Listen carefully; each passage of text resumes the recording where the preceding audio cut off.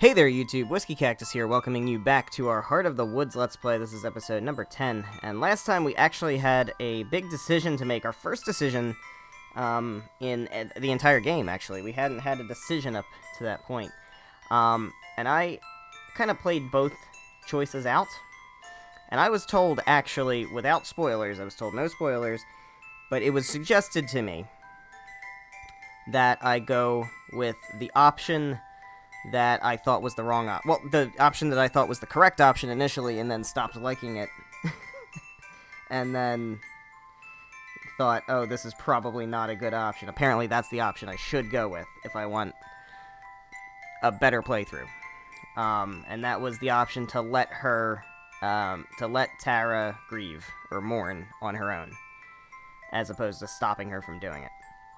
And in doing so, Morgan kind of starts getting a little self-sacrificey, which made me a little uncomfortable, but apparently that is the choice to make to have a better playthrough experience. I don't know anything beyond that, but I'm going to play on that file then. If that's the case, I'm going to play on that file. What I did do was I got both files up to the same spot, because I just wanted to see if there was going to be a difference, you know, how they were going to diverge, but apparently this is the choice to make to have a better playthrough experience. So that's what we're going to go with. I still may go the other direction and keep that one going alongside this one, but I'll main this file instead of the other one. So we'll see. So the message is clear: as long as Evelyn is in Eisenfeld, we can't be. Now, I think, if I remember correctly, we're going to switch over to Abigail. Yes, we are switching over to Abigail's point of view, which is the first time we've had Abigail's point of view. So this is something very new and very different. And I am so intrigued to find out about Abigail. Alright, so here we go. We don't know when this is, either. This could be far in the past, or this could just be a continuation of what's currently going on, so we'll have to find out. But the midday sun sits high in the sky, setting everything aglitter. A glitter, yeah, okay. The vibrant music of the forest, the pitter-patter of dripping snow, the chitter-chatter of birds, and the accompanying breeze is especially loud today. It'll be interesting to see what her vocabulary's like, and to see if the game and the writing actually adjusts vocabulary to fit the fact that she's like 200 years old. The events of yesterday are a forgotten nightmare, and so today must be a dream come true. Oh, there she is. There she is, the apple of my fucking eye. Madison stands with her back to me and to the church, facing the forest. Her head is tilted back ever so slightly. For the first time, she looks truly at peace. For the briefest moment, she's framed by the sunlight. Then, perhaps sensing me watching, she turns around and smiles at me, and I can't help but smile back. Without a doubt, the past several days have been the happiest of my extraordinarily long existence. Good morning. Did you sleep well? Yeah, I did. It's getting a bit easier. That's wonderful. I know that isn't true. That she tossed and turned and sighed until early in the morning. I know because I watched her every fucking moment. I know, but I understand. Whatever it takes for her to feel more comfortable, more at home, I wish that I knew how to help. For me, sleep was the last thing on my mind after I passed. I explored endlessly, backtracking over and over again until I knew every step of these woods. I made the most of my situation as best I could, and rather well, if I do say so myself. What would you like to do today? Let's go back to that forest clearing, the one where the fairies live. I'd like to see it again. My soul sings, oh my god, she's so fucking precious, that out of everywhere we've been, that would be the place she wants to return. Oh, they're getting close. They're getting real close. I rush to her side. This music. Goddamn this music. Drawn to her presence like a magnet. Simply being near to her makes me happy. A part of my mind screams at me that I don't deserve it. The same way that she doesn't deserve to be so miserable. Still, I put on my brightest smile as I touch her arm. That sounds perfect. I'd like nothing better. Shall we go now? Yeah, sure. Alright, well, let's fucking go. As is tradition, I lead the way out of the church and towards the forest. Holy crap, this music, guys. This game, I'm telling you. I mean, honestly, most visual novels that I've played have had really good music. But this one might be top of the list. The trees and branches part invitingly, familiar and old. I ask the forest to take us to the clearing, and I can feel it ripple in response, not physically, but in my heart. I know that the forest is listening. It's difficult to explain.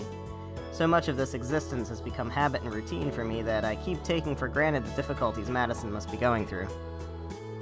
The emotional turmoil, coupled with the way her own understanding of the universe itself keeps changing. I feel another pain in my heart at that. The stab of guilt once more for enjoying her presence. Madison accompanies me unhesitatingly, her steps more confident than they used to be. We walk side by side. I relish the closeness. I wonder if it even crosses her mind. Oh my god, these visuals! When we reach the clearing, Madison sighs contentedly, relaxed and easy. A tranquil expression settles on her face.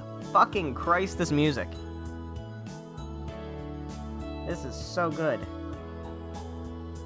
This is my first time hearing this piece, I think. I don't think I've heard this music track before. It was really good. Tranquil expression settles on her face. Like a masterpiece of art, I'd spend the whole day appreciating that look if I could. The grove's serenity is contagious. I also feel a little more at peace here. We head for the shore of the pond, as still and glassy as ever. I really love it here. It's so calm. I nod. Of course we've discussed it before, but I don't mind. I could listen to her talk about anything for any amount of time. Actually reminds me of somewhere back at home. There's a little lake near where Tara and I live. Sometimes I like to go and sit down there to think. There are a ton of geese and ducks around, too. Sometimes they won't leave you alone, so you have to just ignore them. I envision a flock of birds surrounding Madison, all quacking and vying for her attention. Maybe they want you to sing to them, too. Madison laughs, sweet and subtle. It's the most beautiful sound in the world. God damn, she thirsty. They just want food. It's really popular to go down and feed them. Moms do it with their kids a lot. Then the birds get so used to it that they think every human has frozen peas for them. They must be disappointed quite often, then. Yeah. She trails off, looking wistful. I'm sure that she's thinking of home. I try not to ask her much about her life before I met her, because I know that the memories hurt, and also I don't understand what anything she says is. Oh, sorry about that. To my surprise, though, Madison clears her throat and continues talking. I wish that you could see it someday. My home, I mean. In America. I think you'd like it there.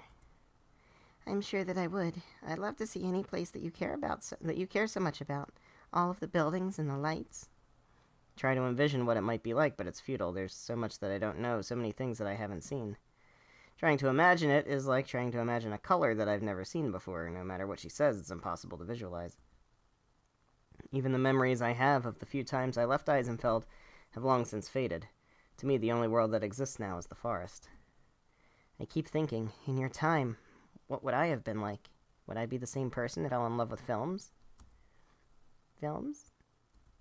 Oh, it's like a play that you can watch anytime. They're really compelling.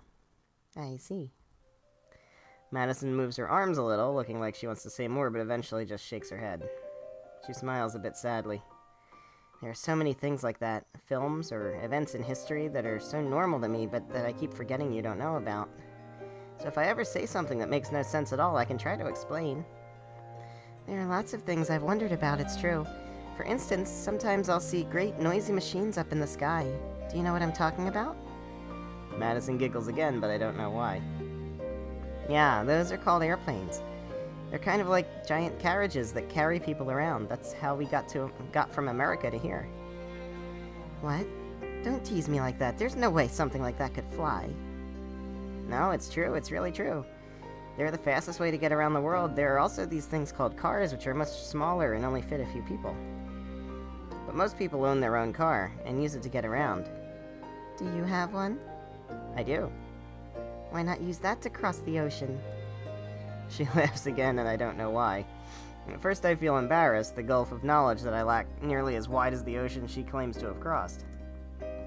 But then she steps closer, placing her arms around me in a light hug. Oh my god, it's happening. Again, I don't know why. What is this feeling? But it's lovely. I feel myself relaxing, leaning against her arms and just enjoying the closeness, the comfort, the affection. Far too soon, Madison relaxes, and I regretfully pull away from her. She gazes up at the sky, and for a brief moment I anticipate another lesson about the modern world. I've been thinking a lot about what you said the other day, about how you've never wanted to leave this place. Yes, I'm far too cowardly for that. And in many other ways, too. I don't think that's cowardly at all.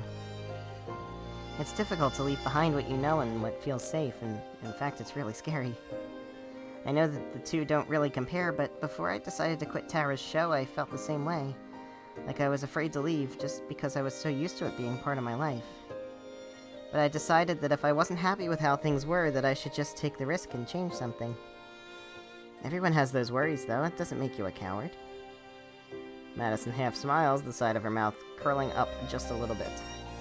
If we ever do find a way out of here, maybe you could come back to America with me. Oh god, I hope so. Oh, I hope so. I hope this game doesn't crush my heart. She's joking. I'm sure that she doesn't mean it. Or at least not fully. And yet my heart flutters like a bird taking flight. This game is gonna have a sad ending. I know it. I know for sure. We're gonna have to leave at... We're gonna have to... Here's what's gonna happen. We're gonna have to choose whether to stay here with Abigail and die, or to leave Abigail and come back to life. That's what's gonna fucking happen. Oh god, I hate it. Even after everything that's happened, that she'd even have concern for someone like me. She truly is the most extraordinary person I've met. And as happy as her offer makes me, it hurts like a knife in my heart because I know that it could never be. I wouldn't deserve that kind of happiness anyway. Oh, fucking stop. Still, I smile back in kind. That might be nice. Would I have to ride on an airplane? Oh, definitely. People don't really take boats across the ocean for travel anymore. Not nearly as much. Pretty much everyone flies. Isn't that scary? How does something so heavy manage to stay up in the air? It's kind of scary the first few times, but you get used to it. As for how it's possible, well, there's all sorts of science behind it, but that would take too long to explain. Anyway, though, you could stay with me and Tara. We've got plenty of space. Or we could help you find your own apartment. There's a lot you'd have to learn about the modern world, of course, but it'd be worth it. And we could help you learn. Madison continues on explaining this and that procedure we'd have to go through and how we'd overcome each obstacle. I play my part, smiling and nodding along. It's an easy role. It does sound wonderful. In fact, there's nothing I'd like more. And though at first I thought she was joking, she's being completely serious. That makes it hurt even more. Because I know it's impossible. Well, why is it impossible? Is it impossible because you're convinced it's impossible? Or is it impossible because it's actually impossible? I close my eyes to help hide the tears that have sprung there, unbidden. Fortunately, Madison doesn't even seem to notice. Her voice trails off, and when I open my eyes again, I see that she's looking past me, her eyes wide with awe. I spin around. Fluttering about, far too early in the day. Oh, Jesus, it's fairies. Oh, hey. Hey, it's some fairies. Are those the fairies you were talking about? Yes. Also, can we take a minute to appreciate this friggin' image right here? Holy God. A handful of them flit amongst the trees and lights, paying us no mind. They move like dancers, their motions fluid and in sync with each other. As one rises up to adjust a hanging light, another fairy weaves between branches, carrying something in its hands that I can't see. Though I only spy a few of them right now, I'm sure that many more are just out of sight, deeper in the grove or otherwise nearby. Madison watches them with unabashed awe. What are they doing? I shrug. I'm not sure. I've never seen them out during the day like this. Usually they stay hidden in their hive until the moon is out. They aren't like humans. They're something entirely different. Even though I've spoken with them before, I don't really understand them. Wait, they can talk? Like, they can speak human language? Yes. They aren't the most eloquent, but yes. I see. The only time I've talked with them was the first time I came to this grove, all on my own. At first, they had tried to drive me out, but eventually realized that I meant them no harm. Since then, we haven't interacted. You're part of the forest too, right? In the connected way that you were talking about before? Yes. She makes a sound in acknowledgement, but doesn't say anything more. Whatever implications or meaning that might have to her goes unspoken. Soon the fairies disappear once more into the trees. Whatever business that called them here finished. They go silently, not even the hum of their tiny wings reaching us. After only seconds, we're left all alone again. They weren't anything like I expected. Really? How so? In stories I've heard, fairies are always smaller and look like little people with wings. Not sure what we just saw. And they usually live in flowers and... Wait. Hold on. What did she say? Not like what we just saw. Okay, I thought that read weird to me. And they usually live in flowers and fields, not the snow. But those are just stories, of course. I keep having to remind myself that this is real life, and that real life doesn't care what happens in stories. Madison looks down at the pond. Gently, she places the tip of her foot into the water. Of course, the water remains still, like she isn't even there. She takes a tentative step forward, still standing upon the water. It supports her effortlessly. She's Jesus! Her hands are slightly outstretched, as if she might lose her balance or footing and fall in. She turns around to face me. I had an idea, actually, about getting out of here. Do you think that the forest spirit could help us? It's powerful, right? Maybe it could use its magic to make us humans again? We could even talk to it together. You'd seriously be welcome to go back with me and Tara. I'd like that a lot, actually. I can't look at her. Can't meet her eyes. All I can do is nod, trying to smile and hoping that she doesn't see my tears. I'd like that too. Perhaps it could help. There's certainly a chance. There isn't. Her face lights up. Even the prospect of leaving makes her happy.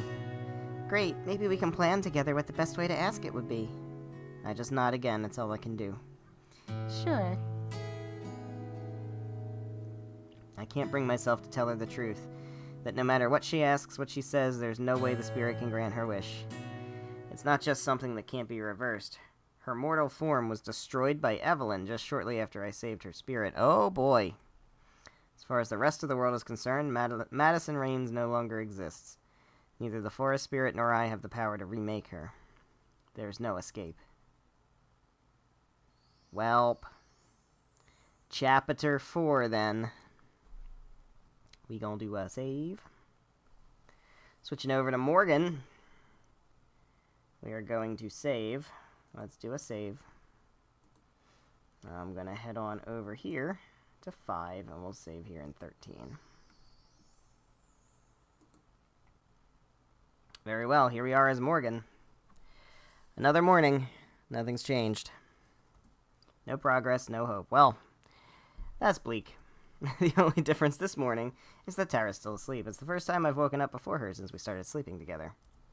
I'm glad she's still sleeping. I can tell she needs it. I slip out of bed and dress silently. My next move should be heading to the shop. Sticking to routine is what's kept Evelyn off our backs.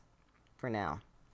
The instant I start thinking about Evelyn again, I am hit by a powerful urge to climb back into bed and wrap my arms around Tara. Hold her for a little longer. I don't. She needs her rest, and there's still some time before she leaves. Somehow, thinking about that makes me feel even worse. I try to push the thoughts away, but her voice does that for me. Oh, shit, what time is it? Oh, hey, Tara. She's sitting up in bed and rubbing at her eyes. She's still wearing her clothes from the night before, or at least the top half. But her sitting up doesn't mean she's actually awake. It's still early. You can rest more. No, it's fine. I got this. I'm just going to go spend some time in the shop so nobody comes to check in on us later today. Get some sleep. I'll be back soon. You sure? I move back to the bed and kiss her forehead before lowering her onto the pillow. I'm sure. I'll wake you up when I'm back. Okay, cool. Thanks, babe. I mean, thanks. Yeah. Dead silence. I know what you meant. I'm out the door before either of us can say a word. I don't want to think about that right now. I just need to get to the shop. Oh, shit. Well, there she is. I'm so focused on that, I almost slam into Evelyn the second I step outside. No need to rush, dear. My brain jumps into panic mode. Why is she here? She's never here in the morning. Did she come for us? The door isn't shut all the way. I could run back inside, grab Tara, get out. I know deep down that it's pointless to try. If she wanted us dead, we'd be dead. I don't know why she's sparing us, but if she changes her mind, we won't get a warning. What do you want? Her mouth curls into a frown. Am I not supposed to take interest in my daughter's life? I thought you had outgrown that phase. Oh, fuck you. I grit my teeth. The sight of Tara's body being flung into the wall, Maddie's room in the cabin hauntingly empty. She doesn't have the right to even pretend to be my mother. I'm not your daughter. Morgan. I flinch as she raises her voice. I hate letting her get a rise out of me, but there's too many memories making me afraid of that sound. She just sighs and her features sink. She almost looks visibly hurt. Only almost. There's still something inhuman about her expression, something I've never been able to understand. You can be so cruel sometimes. You weren't always. When you were young, you were the sweetest thing. You would never imagine the things you say to me so casually now. I clench my fists, have to keep it together. My nails push slightly against the skin of my palm. As always, my fingers freeze before they draw blood. I'm going to work. My voice comes out as a rasp, and I cringe at the weakness of it. She puts her hand on my shoulder as I try to walk past. Work can wait, dear. I'm sure your customers will understand. I have something to show you. I thought since you were so desperate to see in my office, I could give you a little glimpse of what I keep in there. Oh boy. Evelyn drops her hand, her lips twisting into a sickeningly sweet smile. If you're not interested, however, I'm sure your American friend would be eager to join me. My blood freezes. I want to hit her. I want to scream at her. I'm not sure if it's fear or the curse she's placed on me that keeps me rooted to the spot. Can't even look up at her. She knows she's won, as she always has. I can feel her eyes on me as she waits for me to follow her. The moment passes, and she makes a sound of affirmation. She turns away. Now come with me, dear. Well, shit. I figure out where we're heading after a couple minutes of walking. To the forest. If she's taking me there, then this could be it. Ah, here we are. I look back to the house for what I hope isn't the last time. What's going to happen if Tara wakes up and can't find me? What if she never sees me again? Tara. I mutter her name under my breath. Some dumb, childish part of me hopes that she heard it somehow. It's better that she's not here, but I still wish she was. What was that, dear? Nothing. I ought to thank your friend. She's made motivating you so much easier. It's nice to see you caring about someone other than yourself for once. I'd almost think you were finally growing up if you weren't so stubbornly holding on to your teenage rebelliousness. I don't say anything. I keep my face blank. 1-2 breathing. She pays me no mind. Oh, into the forest we go. Alright, I'm gonna do a save. I'm gonna do a little save. We walk into the forest, past the initial tree line, into its depths. At least I know where we are. Or I thought I did. As we keep on walking, I realize that I don't know where we are at all. I don't recognize any of this. The trees are different. These aren't the ones I know. They aren't even the ones I saw when we started walking. I've walked this path dozens of times. There's no way I'm making a mistake. The branches blot out the sun even more than usual, and the shadows seem to blend around Evelyn. I can hear the creaking of old wood in the darkness. Almost sounds like the trees are moving. I've never seen the forest behave like this. I've never seen anything behave like this. As we walk, Evelyn keeps turning her head to glance at me, probably trying to see how scared I am. I don't let my expression waver. I won't let her in. She won't win this one. The things around me don't even look like trees anymore. They're too gnarled and rotten. They twist into shapes that should be impossible. They form walls around us as we walk, pushing us forward. I can't help drawing in on myself. It's like the whole forest is closing around us. It's getting harder to breathe. I feel like I'm about to be crushed by the forest itself. And just when I think I can't take it anymore, we break into a clearing. Oh hey, it's the clearing with the tree spirit. And in the center of the clearing is a beautiful radiant tree. It's actually green, real brilliant green needles. The trunk is so thick and sturdy that the bark makes it look armor-plated. The rich scent of pine fills the air. The shadows around us are kept at bay by a shimmering gold light. I can breathe again. Crisp, clear air fills my lungs. The awful sensations of the twisted forest are all but forgotten. I reach out my hand to it, but only reach. Something inside me tells me that I'm not supposed to touch it, that I'm not even supposed to be here. What is this? She ignores me, or at least I think she does.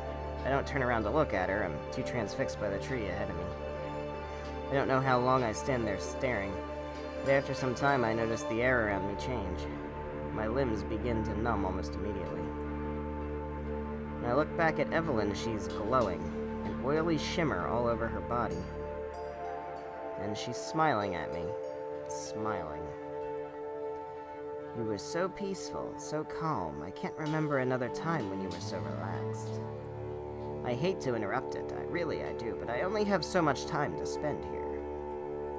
Do you understand? She starts walking toward me. That's when I see the knife in her hand. Oh boy. I try to open my mouth to speak. I try to move my feet away from her. I can't. Completely still. Impulse crashes against nature and my heart hammers in my chest. Every muscle in my body is frozen. I can't even shake. This forest spirit, it's so young. As small as it is, the power within it is enough to melt the ice in this place, to draw you in. You love it so much even though you'd only just met it moments ago. A rush of understanding fills me, the warmth, the peace in this place. A haven from the cold, and we are the intruders. I always knew you were part of this forest, much more than any of the others. This confirms that. Huh? She grabs my hand and holds it up, examining my palm, running her fingers over its creases, as if it's like nothing she's ever seen before. I thought it would make you dangerous. It didn't. It made you weaker. She presses the blade to my hand. My mind screams at my body, desperately trying to get my muscles to respond. Your one chance at success, of escape, and you're weakened by it. She laughs to herself like she knows a joke that I'm not in on. With a swift motion, she drags the knife across my palm. I stare in horror as blood trickles and pools from the open gash. Since you loved it so much, I wonder how it will feel for you to be the one to kill it. My strings are cut in that moment, and I fall over. The rush of sensations rush over me all at once. The pain, the cold. Ah! I scream out, clutching my palm. I turn and try to crawl immediately, my instincts shouting at me as I fall to my knees over and over. Get up, run, run! But it's too late. Evelyn grabs my wrist so hard I feel like the bones are about to break, and she swings me around and presses my bloody palm into the forest spirit. Before I can rip my hand away, I feel a voice bursting forth from within. Oh! Those words. Okay. Those are some words. She's speaking in tongues now. I think that means we save. I think that means we save. Pain rips forth from my chest the more I try to hold the words back. I cover my mouth with my hands and stumble back in horror. But it's too late. An unexplainable sound fills the air, a hideous groaning. I know what it is, I do. I don't want to admit it to myself, though. It's the spirit. Oh boy. Blackness moves up the shining green needles. The calming aura disappears completely and is replaced by something else. Pain. It's pain. I fall to my knees as the trunk begins to twist into itself. Bits of bark fall into the snow. The rotting blackness creeps up from its roots, and the unsteady trunk begins to sway. The needles wither and die. My head is filled with its suffering. I hear a crackling then. A black tar seeps out from the bark, smelling of death. Oh god. It bursts into flames. That fucking expression, right? This Jesus. Okay. No, no, no, no, no, no. I try to hold my mouth closed. Incantations leave my throat, in a voice that's mine but yet isn't. Evelyn's standing farther back now, watching the scene before her. Her face is contorted into a terrifying grin. She's enjoying this. The crackling grows louder. My breath catches in my chest, and out of the corner of my eye I see Evelyn, hand outstretched. No, Evelyn, don't. Stop. With a crack louder than thunder, the spirit's trunk splits in two. A beat of silence follows. Then I hear the screams. It comes from all around me, something crying out within the woods, a shrieking, earth-shattering wail. It's the fairies, I'm assuming. My heart breaks. It's not something in the forest, it is the forest. Somehow the trees around me are screaming in pain. I'm screaming now. I can barely hear myself through the shrieking vortex around me. I can't look. I bow my head, still screaming as the fire burns. Even the fire feels wrong. It's cold, freezing. Fire blooms around the tree, shooting high above the tree line. In one giant blinding burst, the tree is gone. All that's left is a circle of scorched earth. The burn is more intense than anything I've ever seen. Looks like it stretches down forever. Somewhere in my heart, I know nothing will ever grow here again. The screams start to fade. I slowly take my hands from my ears. Thank you for being such a help, dear, really. You're a monster. How funny, your mother said the exact same thing. You really do take after her. Can't gather my thoughts enough to respond. The screams are still echoing in my mind. Never forget this day, child. In the brief time you have left, I want you to know for certain that you don't stand a chance at changing your fate. You never have. None of you ever had, and when the time comes for you to serve as my vessel, I'll make sure the next one won't either. She reaches out toward me, and I prepare for the worst. But all she does is pat my head and ruffle my hair. You can find your own way home, I assume. I know how much you love these woods. She gives another chuckle as she turns and walks away, heading back into the shadowy trees. She disappears into the darkness. All that's left is me and the disgusting burnt circle. My mind is blank, numb with shock. Quietly, slowly, one thought begins to take form. Oh, man. Oh, another choice. Oh, I don't like this, man. Stop with all the choices. Alright, well. This bitch gonna pay. This bitch gonna pay. There's nothing we can do. Absolutely the fuck not. She will pay for this. This bitch gonna pay. No matter what it takes. We're choosing that one. She's tried to break me for years, over and over again. I've never let her, and I'm not going to let her do it now. I don't care how powerful she is. I don't care what she did to Maddie. She's going to pay, and Tara and I are going to make sure of it. We'll destroy her once and for all. We'll leave this place behind for good. Together. And nothing's going to stop us. Oh, I like Fiery Morgan.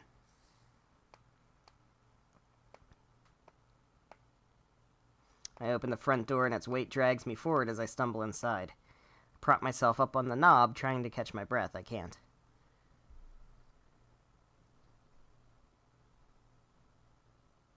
Hold on a sec. I want to save here. I just want to make sure. I'm going to load 13. Okay, that's what I want to make sure. Alright, that's fine.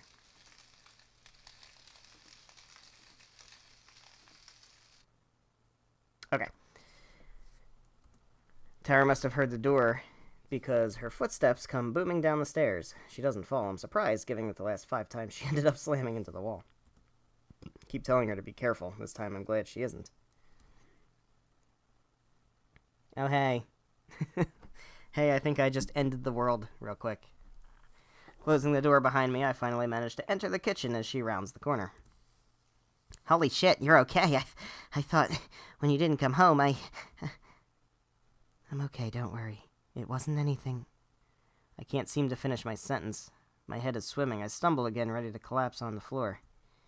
Let's go upstairs. You need some rest. Come on. Her voice is warm, quiet, and reassuring. I can't believe it belongs to the same girl that spends her days yelling about the Loch Ness Monster, but it's what I need right now. Thank you, Tara. Hey, that's what I'm here for. We're the dream team, remember? She flashes me a now very familiar, wide-mouthed, goofy grin. I can tell she's trying to distract me from the fear and worry I can see in her eyes. She's never been hard to read, but by now she's an open book. At least she's trying. That counts. Come on, let's get up there. Tara holds my arm to steady me as we go up the stairs. I hate being like this. I'm not supposed to be weak. I can't be weak. I ignore the shaking in my legs and force myself to stand on my own. Even if I'm just walking to the bed to sit down, it helps. You just sit here for a minute and relax, okay? I'll go make some coffee or something. I thought you don't even know how to make coffee. That's where the or something comes in. Takes me a second to realize that I'm laughing. Everything's gone wrong, but I'm laughing. Every time I start to lose hope, she makes me laugh. She's smiling again. It's genuine this time. I guess I'll take the risk. Thank you, Tara. I'm not good with words. I want to kiss her to thank her genuinely. It's not the right time. I kiss her cheek instead. Tara hesitates, staring at me blankly. For once, she doesn't go crimson, and instead her eyebrows knit together into a look of worry once more. She doesn't say anything. Just turns and heads for the kitchen. Maybe that was a mistake, but I don't think it was. A whirlpool of panic hits my brain the instant she leaves. It threatens to overcome me, crashing over my thoughts and pulling me deeper into its abyss. My breathing runs ragged. I close my eyes, counting to 100 as I've done so many times before. But it's not enough. The forest. Maddie. Evelyn. Tara. I try to raise my head above the water. I can't do this. After everything with Maddie, with Evelyn, Tara shouldn't have to deal with my problems too, and neither of us has the time to deal with all the feelings I know we're not talking about. If I'm a bigger part of the picture than Maddie, I know what that's going to lead to. I'll hold it in. It'll be fine. I'll be fine. I shake my head. It's so much harder to lie to myself than it used to be. Those heavy footsteps save me from the mess in my head. Tara slips back into the room with 2 mugs of what I think is supposed to be coffee. The smell of coffee always makes me feel calm, but right now it just makes me feel sick. Here we go. If the caffeine in this doesn't wake you up, then at least the taste will. As long as it doesn't kill me. No promises. I bring the mug to my lips and taste it carefully. It's not bad, or I'm just desperate. Either way, I keep drinking it. So, what happened out there? Did she hurt you? Not really. She just went on about how we can't do anything to her. It wasn't anything serious. Bullshit. I want to tell her not to worry, but I can't. Evelyn's laughter rattles around in my head the second I open my mouth. Place the already empty mug of coffee on my desk. I hear Tara's sharp intake of breath behind me, and I spin around, my heart racing. Fear and worry reflect in her eyes as her gaze flits between my face and my hand. I look down at my own palm. Still bleeding gently. It throbs now that I'm looking at it. With everything that happened, I forgot about it. Tara reaches forward and holds my hand between her own, applying a gentle pressure to it. Her concern is more than I can handle. I can't lie to her. I'm sorry, Tara. We've already got so much to worry about. I didn't want to give you more. I want to look out for you, Morgan. I can take it. The two of us sit silently for what feels like an eternity. Every sentence I try to form falls apart the moment I open my mouth. The screaming echoes in my head. But eventually I do it. And then I couldn't stop. I was killing it. Tara rubs my hands, staying quiet as I continue talking. I feel my eyes stinging the more I speak, but I have to hold it together. It was burning. It was burning and dying. It was like the entire forest felt it. I couldn't stop the magic no matter what I did. And after everything was said and done, Evelyn, I feel a tightness in my chest. I've never spoken like this before to anyone, not even to Geladura. She told me my real mother was just like me. I can't bring myself to continue. Voicing the implications out loud would make them more real than they already are. My real mother is gone, and whatever similarities we bore mean nothing now. All that matters is that she lost. Shit, Morgan, the stinging's getting worse. She probably doesn't know how much we know. If she's trying to scare you, that means she's really scared of us. Her pulling weird shit in the forest isn't going to change anything. She can't understand. How do I tell her about the screams of the forest, that black fire? The trees were... I cut myself off. What am I doing? I already told myself I wasn't going to let this get to me. And here I am, already about to lose it. I have to keep it together. You're right. Sorry, I shouldn't have made such a big deal out of it. Hey, that's not what I meant. I want to hear what you have to say. She sits down next to me. The stinging in my eyes isn't going away no matter how many times I try to blink it back. You know I'm not the best at, saying stuff, or knowing how to say stuff. Isn't that your job? Yeah, but do I ever look like I know what I'm doing? She holds my hand as I chuckle. You've got a point. But I'm okay, I promise. It was just some cheap scare tactic. I wouldn't let something like that beat me. Like you said, this is just a sign that we're on the right track. Just because everyone else before us failed doesn't mean that... Morgan? Huh? You're crying. What? No, I'm not. Inch by inch, I reach up and touch my cheek. It's wet. I can't be crying. My eyes are still stinging. I've been holding it back. It's okay. You can cry. I told you I'm not... My voice cuts off as I let out a choked sob. I'm not... I can't hold it back any longer. I let go. Tears flow down my face for the first time in years. Each one burns my skin like a tiny painful reminder of how pathetic I'm being. I desperately try to wipe the tears away, even though I know it's pointless. They just keep coming. I squeeze my eyes shut instead in hopes that it'll somehow force the tears back in. And then once again I feel Tara's arms around me. She squeezes me so hard that I start thinking she's trying to wring the tears out of me. Let it out, you know I've got you.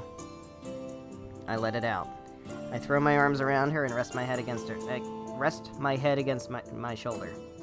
All I can do is hope that the fabric muffles my sobs. She rubs my back slowly and presses her lips to my forehead. I already feel like I'm burning inside, but her warmth is different. Soothing. My whole body shakes against Tara. She doesn't flinch. She doesn't say anything. She just holds me close. This isn't the girl I spent years watching yell about monsters on the internet. This isn't even the girl that stepped off the train a few weeks ago. Something about being here changed her. As I cling to her for dear life, I realize that it changed me too. I can feel my tears start to slow when that thought crosses my mind. I'm finally able to catch my breath. Tara's grip on me loosens as I stop shaking. When she takes her lips off my forehead, I have to fight the urge to pull her back down. I pull away and sit up instead. It's nice to be able to wipe my cheeks and actually have them stay dry. Looking at her now, I can see that Tara's face is stained with tears too. It's my fault. I'm sorry. Hey, it's cool. I don't think anyone on Earth or anywhere else would say you don't deserve a minute to get it all out there. If you say so. For what it's worth, I think you stand a way better chance than any of the people that came before you. After all, you've got one thing they don't. What's that? Me? She breaks into another massive grin that the tear streaks on her face can't hope to tarnish. I know what she's gonna say before she even brings out the finger guns. Me, obviously. Start to chuckle before bursting into laughter. Real full laughter. Every now and then a sob slips in. I don't mind as much anymore. As always, she knows how to make me feel better. My incredibly humble savior. Hey, if I can't stay on brand even under the threat of death, I don't deserve to be popular. I love that about you. I clamp my mouth shut the instant the words leave it. I don't know where that came from. Tara's expression makes it clear she doesn't either. Thanks. Yeah, no problem. We look away from each other. I do my best to focus on anything in the room that will hold my attention. Hey, can I say something?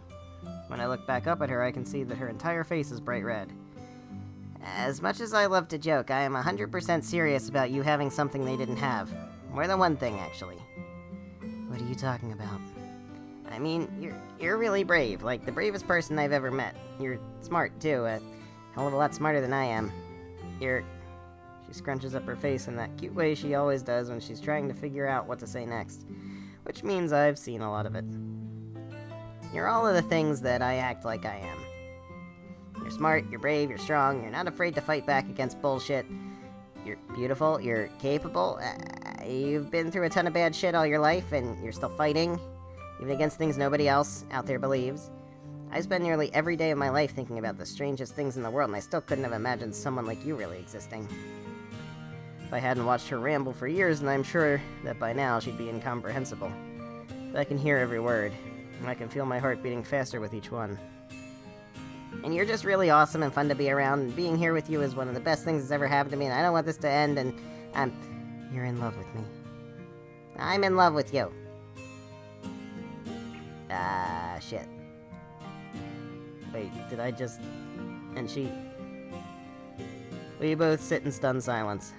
I try to tell myself that I don't know where that came from. Another lie. I've known for a while now, just like I know that I... Look, I'm really sorry. I know we agreed from the start that we wouldn't catch feelings. I swear I've never had this happen before. She's a mess. She's a mess I'm in love with. I get if you're upset, and I'm sorry for bringing this up now while we've got all this other shit going on, and when this is over, I can just leave, and I won't make a big deal about any of it, and we can just go back to our own separate lives, and... Yeah, no, that ain't gonna happen. I grab her cheeks and pull her face toward mine before she even realizes I've moved. Bring our lips together hard and kiss her in a way I never have before. I don't know how to describe it. I just know it's something new. We've kissed plenty of times, but this isn't like any of those. This isn't like any kiss I've ever had with anyone. It's healing. It's grounding. It's incredible. It only takes a second before she kisses back hard. She grabs me again, and I can feel her hands moving along the length of my body. It's like she's looking for handholds. I realize in the back of my mind that this is the first time we've had a kiss this deep without one of us putting their tongue in the other one's mouth. I'd laugh if I didn't have more important things to do with my mouth. We do have to stop for breath eventually. All we do is blow hot air into each other's faces for a split second before coming back together. This is too good to let it end so soon. One of us is crying. It had better not be me. We break to gasp for air. I love you too, obviously. Tara plants smaller kisses on my bottom lip as I speak. Yeah, I kind of figured. Saying it out loud feels incredible. It's like dropping weights I've been carrying for miles. I can feel everything Evelyn took from me coming back in force. I guess I really do have you after all. With an air of finality, we break apart but remain close. Tara presses her forehead to mine and nuzzles my nose. Her fiery eyes, a full-on grin. Her face is framed by red hair and red cheeks. Cute. I'm not gonna let her hurt you, I promise. I know. We're gonna beat this thing, Morgan. We're gonna kick Evelyn's ass, and we're gonna save my best friend. And when we leave this shitty village behind for good, I want you to come with us. Yeah, of course. Still not able to match her level of confidence. I love her, but that doesn't magically guarantee things will be okay. Keep trying to get there, though. So, what does this make us? What do you mean? Are we, like, dating? Or... She rubs the back of her neck and smiles awkwardly. I mean, it's been a while since I've done something like this, and this isn't exactly a normal dating scenario. I know what she's trying to say. We don't know what's around the corner yet. I don't know. Not that it's anything against you, of course. I love you a lot, I don't doubt that for a second, but I don't know if I can put a name on that love right now, not with everything else we're dealing with. And here I always thought fighting an ancient evil monster would be the perfect setting for asking someone out. She doesn't sound mad, that's a good sign. Maybe if everything turns out okay, we could give it a shot. Putting a name on it, I mean. She cranes her neck up towards me and kisses my cheek. Saving it for when we kick some ass, huh? I can dig it. So what does that make us? For right now, I mean. Can we just be people who love each other? Stay friends? The way we are right now, but in love? Yeah, I think I could do that. I do have one question, though. Shoot. Can we kiss more often now? That works for me. I already know she's about to kiss me, but I beat her there. My lips meet hers on the way up. Her squeak of surprise melts away as we hold each other. Alright. I'm still afraid, I'm still uncertain, but this helps. She helps. Thank you, Tara, for everything. And we're switching perspective to Maddie, and that is a perfect opportunity to go ahead and end off this episode. So thank you guys so much for watching. If you enjoyed, please be sure to leave a like and a comment down below. And make sure you are subscribed for more Heart of the Woods, guys. Next time, we're going to continue on. Actually, hold on real quick. What I want to do, and I'll do this off screen, but I'm going to go back to, over here, to 12. This was the path that I had taken before. That is the other path. I want to see where that goes, and I'm gonna ride that out until we get to this point. And if there's any differences, I'll show it. If there's not any differences, then we'll just end off the episode. But anyway, next time then, we will continue on with this path and see where that goes. So I hope you're excited for that. I know I am. I will see you in the next episode. If I come back with a little bit more, then I'll see you then. And if not, goodbye.